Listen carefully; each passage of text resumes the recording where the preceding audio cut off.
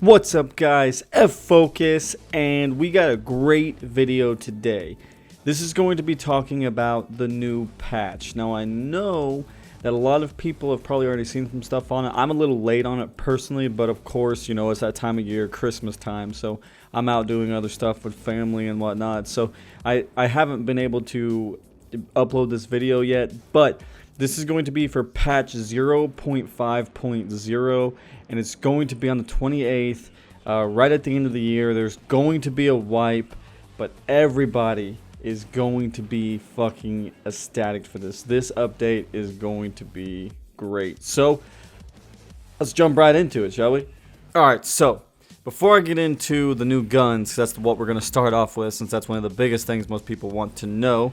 I just want to say that Battle State goes through so much intensive, just brute testing to make sure that the guns are what they're supposed to be from the real life standpoint. Now, with all that said, let's jump straight into the first gun on the list, which is the SR1PM. Now, this one is a 9x21 caliber gun. It's essentially a 9mm, and just like the 9x18, both rounds were actually banned in Russia. They're the Israel military industry ammunition type, and these guns were created by the Russian Central Scientific Research Institute, or Precision Machine Building, and they were a military grade weapon. And the trigger type is actually double action. Like I said, it's 9x21 SP10, and it has 18 rounds in the magazine. So we have a lot to look forward to when it comes to this gun. It's a low caliber, but it definitely is one of the more heavier side of the handguns. So this is going to be a great weapon that we can actually look forward to seeing. Hopefully it's everything like they've showed it to, because we've needed more pistols into the game. Alright, so moving on. Right now in Tarkov, one of the most overpowered guns in the game is the 136 Vepr, or the better counterpart of it, the AKM. So now that this new gun is being added, called the AKM-S, it's literally just a more modern version of the AKM. When the AKM was a modern version of the AK-74, it was main production year was in 1940s, and the AKM-S was service year of 1959. It is an assault rifle, and it is from the Soviet Union. That's where the region was, obviously. Now, from the performance standpoint, it should travel up to 2,300 feet a second, or 710 meters a second. That, I was assume, would be how the producer or the developers of Battle State is going to put it in there, because like I said, there's clips right here of them, doing tests on it. But this one will, just like the AKM, its counterpart of it, is going to be chambered in 7.62 by 39mm. So again, it's a more modern version of it, so I'm assuming there's going to be some greater customization, even though the AKM can pretty much be bored out to however you want. I'm thinking that the overall base standard of it is going to be just a little bit higher, a little bit more modernized on it, since it is service year was actually later. But that is another AKM rifle on top of the other ones that we have. So watch out for all those AK variants. Those are going to be dropping players just like flies. Alright, so the next new rifle featured in here is another assault rifle. And there's really not much else to talk on it, because it's just like the AKM, AKM-S. It is a AKM-N. Again, it's going to be chambered in 7.62. This one, muzzle velocity, or overall distance, meters a second, is roughly just about the same size. Its production value just a little bit later, but roughly the same time as the AKM-S, the other new rifle being added in from the 1959 to around 1970-ish. Again, from the Soviet Union is where it was originally being used in. But again, 7.62 rifle, roughly about the same stats. It's just a later version of it, just right after the AKM-S. Alright, so the next two guns that they have decided to add into the game are going to be quite unique, and it's about time they've added in something different other than just the M4. Now this one's going to be the RSASS, or the Remington R11. This one is a 7.62 by 5.1 NATO caliber, or a 308 Winchester round, and it is a semi-automatic sniper rifle is essentially what it is, and it is going to change the game dramatically. They have obviously semi-automatic rifles into the game, but nothing quite like this. This one's gonna pack a crazy punch. I mean, it's a 7.62 by 51, so it's just like shooting an SV98, kind of, but it's going to be semi-automatic. And with this, I'm just going to assume that it's going to pack, like I said, a big punch, but also have a bunch of recoil because it is going to be semi-automatic. But with this, I mean, you can go in and siege dorms just right there, put a red dot or anything on it, and you can drop people in 1 to 2 shots guaranteed, one if it's in the head. So we're all looking forward to the R11 or the RSASS, like Battlestate said in their patch notes. Alright, so the last gun that Tarkov or Battlestate has added into Tarkov is a bolt action shotgun. That's right, it's the TOZ 10.6 or TOZ 106. And it is a bolt action shotgun. You can put a folding stock on it or just have it like a pistol grip and hold it down just like that. But it's going to change the way Tarkov is. You pop some slugs in that bad boy, I mean, you can probably sit there and shoot a great distance, honestly, if I had to think. It's a 20 gauge shotgun, so I don't know if they're going to add in different like slugs or shells or what they're going to do, but as you can see just from the pictures, I mean, this thing is wild. I mean, it can easily be held with one hand just like that, but obviously it's not going to be like that in Tarkov. But it's from 1993, and like I said, put some slugs in that bad boy. The way that some pictures show and everything, the way it's depicted, you can pop a rail on there and even put a sight. So I'm curious to see what that is, if they're going to integrate the same grip, but the pistol grip kind of goes into the actual wood stock of it, almost like an SKS.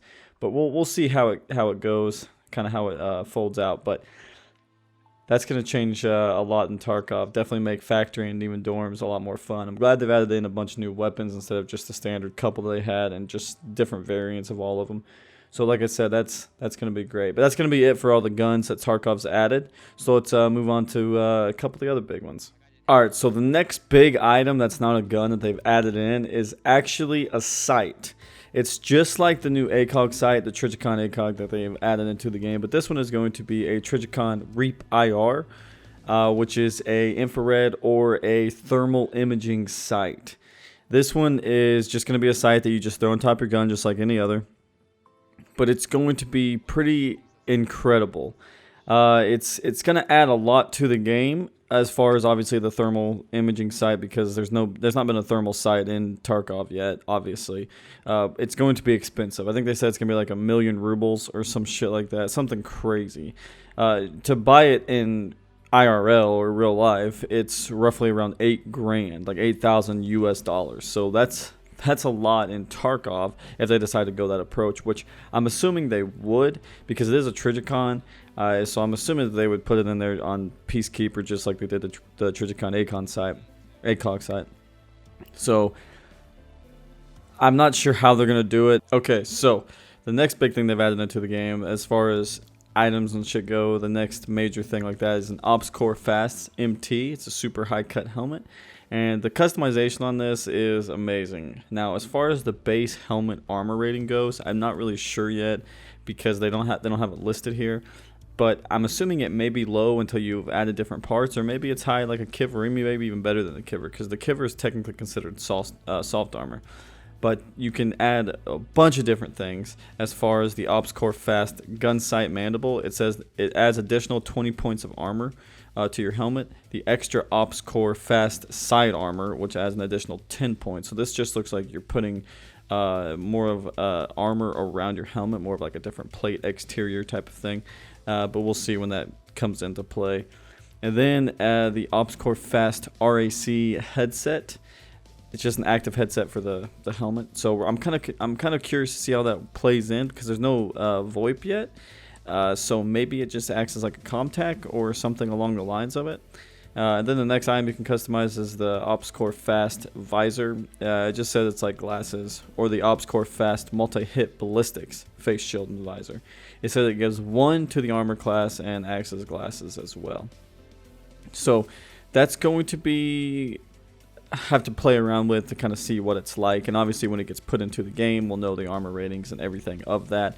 So again, we're looking forward to that. That's pretty much the last big item that's added into the game. But they added a bunch of customizations, and the weapons itself would have been way enough for a patch. So I'm glad they're wiping for all the new content that they're doing, because it's a major content update. And just with all the customization that they're giving in, it's going to be pretty unique for all those people like my buddy Salty Tyler that likes to build their guns and modify them and customize them to their personal liking. This helmet's going to add in that just extra step of depth to the game that needs to be put in. Alright, so a couple new features they've added in. I'm not sure if they're going to be put into this patch, but they have kind of previewed them on their Facebook page as far as pictures and stuff go, but they haven't been listed into the patch notes, so we'll see kind of if they're going to add that in there. They've added different hats based on the factions of it, Bears or USEC, and they've also added in a plate carrier, which has customizable pouches and slots. So I'm assuming that maybe you'll be able to figure out, different sizes, like make a new rig for yourself, or have different slots and items like that for customization and stuff. Again, though, I don't know if that's going to be added into this patch because they haven't listed anything on the patch notes, but they have previewed it on their Facebook. These are just some stuff that they've put on there on their Facebook that they haven't actually added into the patch notes, like I said. Another thing they've done is they are still fighting with cheaters. And they've posted something on Facebook that showed a shitload of names that got banned within a very, very, very short period. So if you guys want to see that, because something like that is really nice for you, and it's something that you guys like to see. I mean, it's right here. There's a bunch of people that got banned. Maybe you got killed by any of these people, and you're like, oh, I fucking knew it. Well, that's because they were cheating. They're low-life scum. So again, go check all that out on their Facebook. I'll leave a link in the description down below. Alright, so some big tweaks and added features that they've put into the game. Just to start off, number of inventory slots are changed depending on what type of modifications you have onto your gun. So whatever mods you have installed, I'm assuming maybe like a short or long barreled M4 would take up more or less. I'm hoping so, because that's how it kind of depends and goes on there. And obviously, you have a suppressor put on there. It may add a larger set of, maybe it's going to be a 6x2 or something. I'm not really sure yet, but it says whatever, depending on whatever mods you have. So that's going to be a nice feature. And alongside that, folding and unfolding stocks now reflects on the number of storage slots taken. So Saiga, you can fold that stock in, and now I'm assuming taking up 2 less slots, maybe even more, but we don't know yet. So, and then there's new points of deployment and extraction locations. So that's going to be nice and bad at the same time, but it says they can only be chosen if the character has a location map in the inventory. So I guess you need a location map in your inventory, so that's going to be a new feature that people are probably going to be putting in their Gambit container to get those extra extract points, which is going to be nice. I do like that feature, but I think that maybe it should be like a key or something. I don't know yet. We'll see how it kind of plays in, but it is a nice feature that they're adding different things other than just keys to get out on certain extract points. And then the new headwear slots. You can combine glasses, masks, helmets, and headsets now, because before you couldn't put glasses on with night vision or anything like that. Not that you would want to or need to, but maybe blast helmet or blast shield on top of night vision. That would have been kind of nice, but you can actually combine masks and everything. So whenever you're wearing a helmet and you want a Belonka or something on, you can now do so, which is cool. A really nice feature that they've added is dog tags. So yeah. It's a new slot of a dead character's body. It has an identification tags, with their name on it, their level, and everything. So you can actually find out who you killed, what level, by picking up their dog kit tags, which is going to be great. Okay, that's nice, because you go, oh, dude, yeah, I was in a game with this guy in the lobby. Maybe I killed him. I hope I killed him. You were confused, about who it was. And maybe if your buddy gets killed and then you kill somebody around the area and your buddy said, I got killed by, at Focus, and then you said, well, I killed a guy here, and you check the tags and it says at Focus, then you know that, hey, I killed that guy, so I don't have to worry too much about it, which is going to be great. And then it has a list of characters you killed during session. So if you kill a character and gather his dog tags, the player information will appear in the in-session kill list, which I guess is kind of cool. And then obviously the new added a part of map on Shoreline is complete, so that's going to be added in. And then Peacekeeper quests and Skier quests have been added. New Skier quests have been added.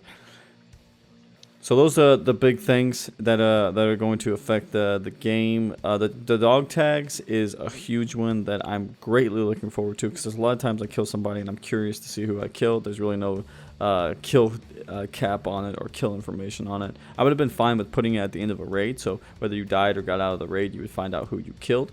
But the dog tags is even better, because you can find out who it was in game and even find out their level. So that's a nice feature that they have added. Okay, so they've added in new skills, 3 to be exact.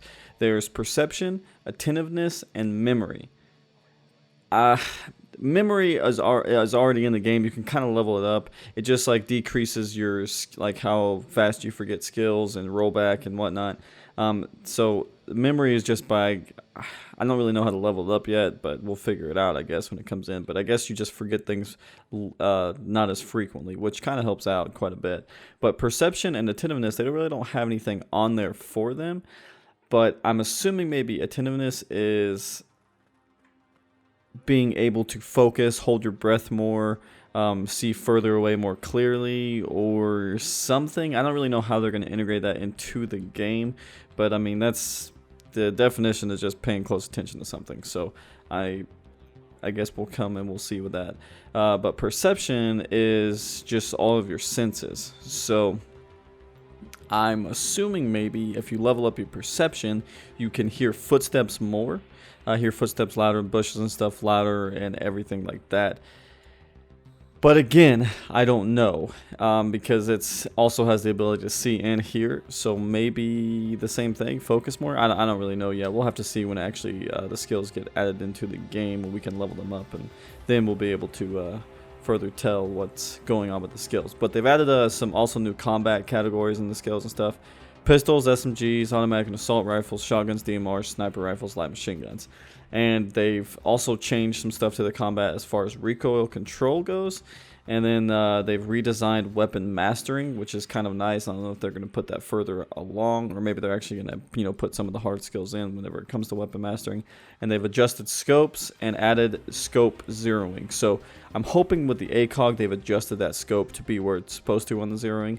But if they hadn't, you can now personally adjust your zeroing on the scope. So you have a big scope on there, you can adjust whether you want it. So you can actually aim right on their head at 600 meters or so, as long as you adjust the zeroing to account for that. So I'm definitely looking forward to that. That's something that's going to be great. I'm glad they added in the zeroing feature, because it's going to add a bunch of depth to the game that already is there. So just like most updates, every time they make a big content update or just even put out a patch of any sort, they always change or improve the AI.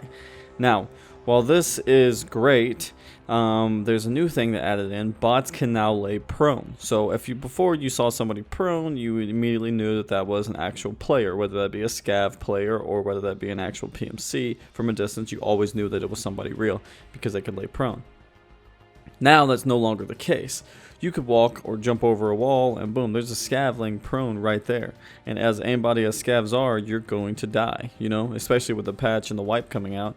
You're not going to have as much gear as you have now, but it's going to be crazy. I'm glad they've added this in, because it adds a lot of diversity to it. Like, I don't know why an AI couldn't lay down it to begin with, but I'm glad that has now been added into the game.